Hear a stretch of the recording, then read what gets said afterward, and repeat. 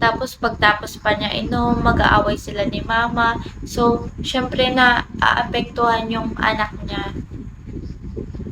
Yes. At least na happy family lang, ganun. Naiinis ako.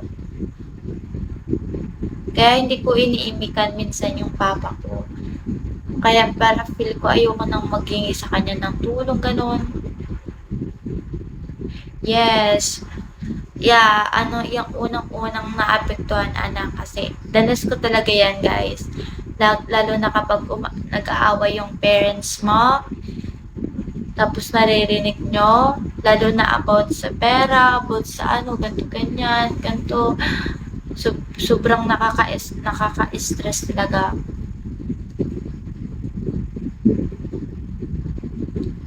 Oo. Kaya rin. Yes, kaya alam nyo guys, kapag tapos ni Papa ng inom, pagtapos ni Papa ng inom, parang ayoko na sa bahay. Pag alam kong umiinom na sila, parang umaalis ako sa bahay kasi alam ko na yung mangyayari, ganito ganyan na naman. Kaya, to be honest, naging gala din talaga ako kasi nung mga ko pa talaga, yung bata-bata ko. Lagi ako sa pinsan ko kasi ayoko makarinig ng away nila, nai-stress lang talaga ako.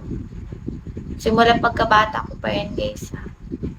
Kaya sa mga dyan, mga tatay, maging sa mga ama na dyan, be responsible, guys. Isipin nyo lagi yung family nyo bago yung barkada nyo, guys. Kasi sobrang hirap, sa totoo lang. Yes. Sobrang hirap, guys. Huwag nyong iparana sa family nyo na basta yung hirap.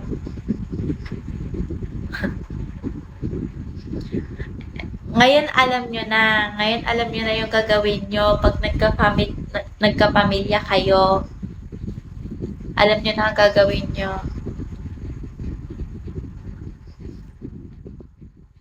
Be responsible lang, guys. Okay na yan.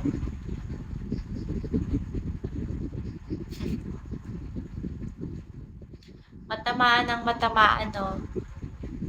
Tapos sa mga babaero dyan, guys, please, kung may mga asawa na kayo at anak, please, mag-focus na lang kayo sa pamilya nyo.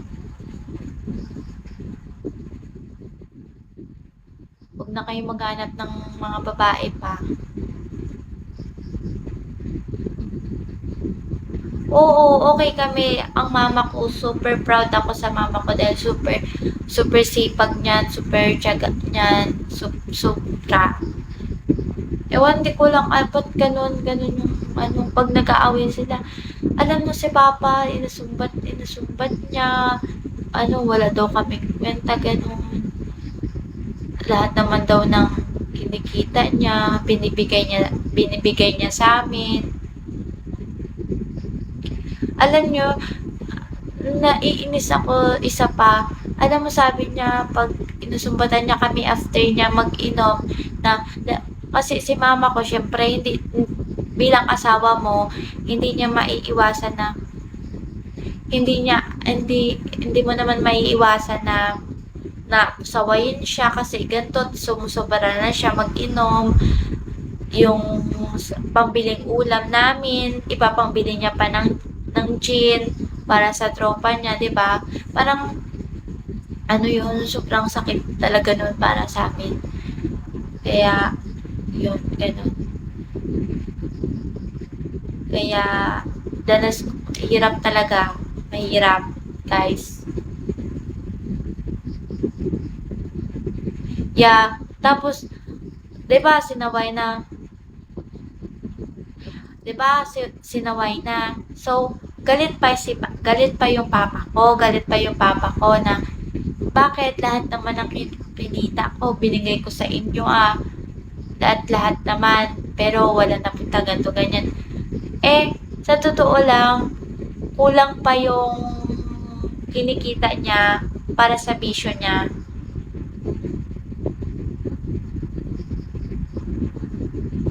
Yeah.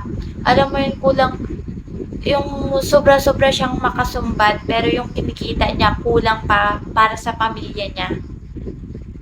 Kulang pa para sa bisyo niya, ganun.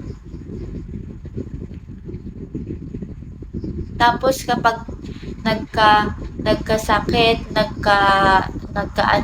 anong namaramdaman, saan lalapit? Sa pamilya. Ay, yung barkada dyan lang. Nakakasama lang pag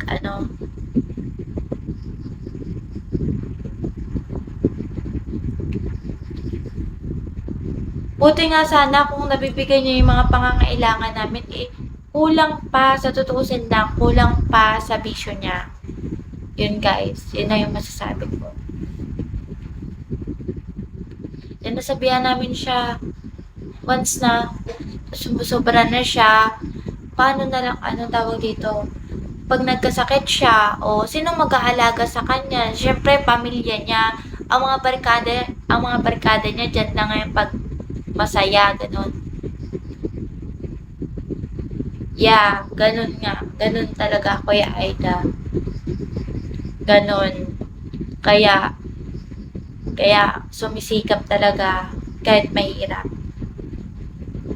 Maging maging matyaga ka lang, basta matyaga ka lang sa buhay.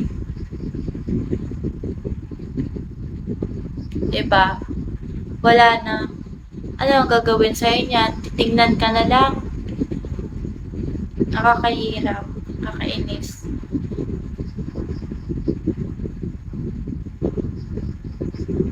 Kaya guys, sa mga nakakarinig na to guys, please,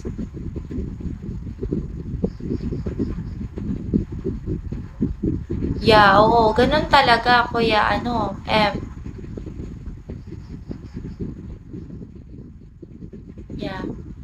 Basta tama lang yung ginagawa mo. Yes.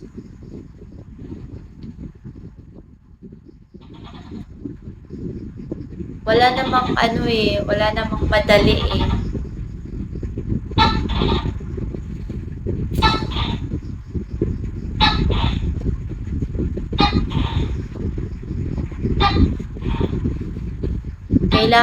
Kailangan Kuya Aida, kailangan. Gusto ko din talagang gusto ko din talagang maging success para maparanas ko sa family ko, lalo na sa mama ko. Ayoko na siyang maghirap, ayoko nang mag-isip